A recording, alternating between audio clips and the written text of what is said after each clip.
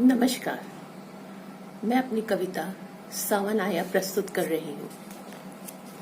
सरस पावन सावन आया, सरस स्नेहिल सावन आया, चहु ओर उल्लास छाया। महादेव का डमरू बोला, धरती ने धरा रूप अलबेला। महादेव का डमरू बोला, धरती ने धरा रूप अलबेला। अक्षर शब्द मंत्र गूंजे, आध्यात्म के नवांकुर फूटे। मन मंदिर में रुद्र विराजे, जाप मंत्र ऋचाए जागे।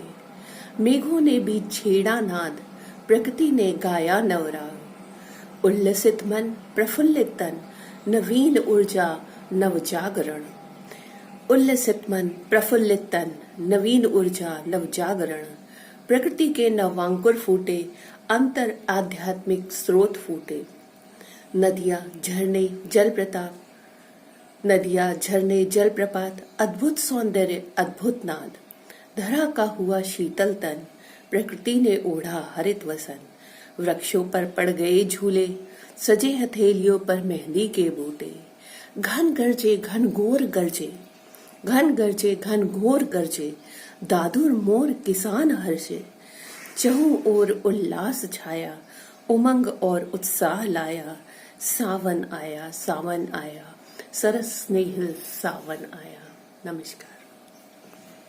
नमस्कार, मैं साधना तिवारी, आपकी उद्गार कहानियों की निर्णायिका। अपराध बोध शीर्षक के अंतर्गत एक मेरी भी कहानी हाजिर है।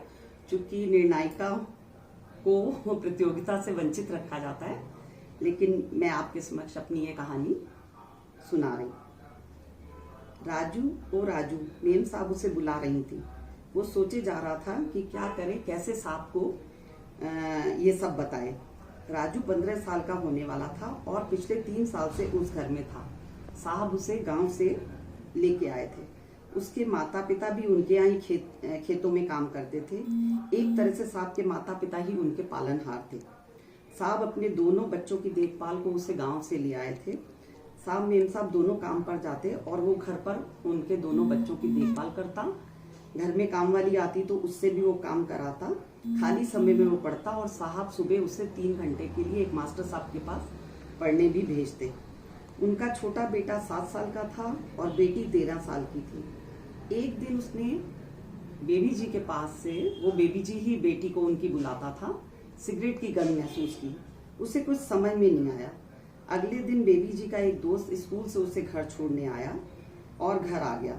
दोनों ने उसे मैगी बनाने को कहा। वो किचन में चला गया। उसे बेबी जी की चिंता हो रही थी। उसे उनका दोस्त कुछ अच्छा नहीं लग रहा था। जब वो खाना लेकर गया तो दोनों कुछ पुड़िया में चाट रहे थे। उसने पूछा बेबी जी से कि ये क्या है, तो वो बोली अपना काम करो। दोस्त कहने लगा यार इसे भी दे देते हैं, थोड़ा ये भी मजा ले लेगा। राजू को कुछ समझ नहीं पड़ा। बस जाते जाते उसने सुना बेबी जी कह रही थी मम्मी पापा का चमचा है, सीधा है पर ध्यान कुछ ज्यादा ही रखता है। अरे यार कुछ कह तो नहीं देगा, दोस्त ने कहा। अरे नहीं मैं देख लूंगी, बेबी जी ने उसे ढाढ़स बंधाया। दोस्त के जाने के बाद उसने सोचा बेबी जी को समझा कर देखता हूँ, लेकिन उसने तो उसे भुड़क दिया। बहुत ज्ञान देने लगा है, मम्मी पापा से कुछ मत कहना, समझा, नहीं तो कहीं का नहीं रहेगा, चल जा अब यहाँ से। बेबी जी ने उसे डांट कर चुप करा दिया। उसने शाम को मेम साहब रोज पूछती थी कि सब ठीक रहा। हाँ हाँ सब ठीक रहा, अनमनस्क सा उसने जवाब दिया। क्या बात है राजू, आज ऐसे क्यों बोल रहे हो? वो कुछ कहता इससे पहले ही बेबी जी बोल पड़ी। अरे पापा ये आपके कमरे में बैठा टीवी पर पिक्चर देख रहा था, मैंने डांट दिया इसीलिए ऐसे कर रहा है। राजू तुमको तो टीवी देखना पसंद नहीं, साहब जी बोले। अरे पापा अब हवा लग रही है शहर की, बेबी जी फिर बोली। राजू एकदम अवाक, बेबी जी कितना झूठ बोल रही हैं। उसने सफाई देने की कोशिश की तो मेम साहब ने डपट दिया और कहा सुधर के रहो यहाँ जरा, नहीं तो वापस घर जाना होगा। परीक्षा है तुम्हारी, पढ़ा करो। साहब अगले साल उसका हाई स्कूल में एडमिशन फॉर्म भरवाने वाले थे। वो पढ़ना चाहता था। अब तो ये रोज का सिलसिला हो गया। पहले एक दोस्त आता था, फिर 2-3 लड़के लड़कियां और आने लगे। सब उससे कुछ ना कुछ खाने की फरमाइश करते, खूब धुआं उड़ाते, अजीब सी हरकतें करते और साहब के आने से पहले ही चले जाते। लेकिन आज तो हद हो गई। एक लड़का बेबी जी को किस कर रहा था। उसे लगा कि नहीं, ये तो बहुत गलत है। अब चाहे जो हो जाए, मेम साहब को सब बता देगा।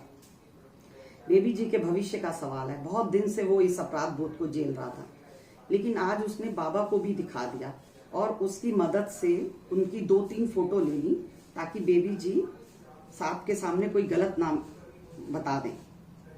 अब और नहीं, उसने इस घर का नमक खाया है। वो कुछ भी अपने साहब के साथ गलत नहीं होने देगा। राजू ओ राजू, मेम साहब की फिर तेज आवाज आई। कभी कभी तो ये लड़का जैसे बहरा हो जाता है। मेम साहब झल्ला रही थी उस पर। राजू जल्दी से उठा, उसने फोन उठाया और साहब के कमरे की तरफ चल दिया, ताकि वो जल्दी से जल्दी साहब को ये सब बताकर अपने आप को इस अपराध बोध से मुक्त करा सके। धन्यवाद, नमस्कार।